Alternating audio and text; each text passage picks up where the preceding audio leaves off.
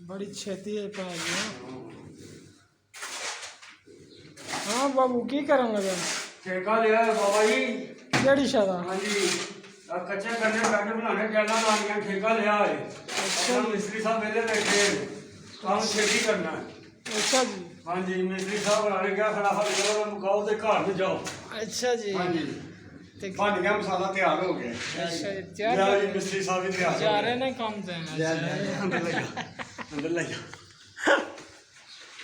भाई मिस्त्री साहब मोटे मेरे बोल गए आओ तुहानू बुलान लगे ने। कहने आ जा छेती वेला बैठा। मसाला किधर जाना है? हाँ हेलो यार पाउडर ना ए मसाला आ गया। मिस्त्री साहब बैठे ने तैयार है अपने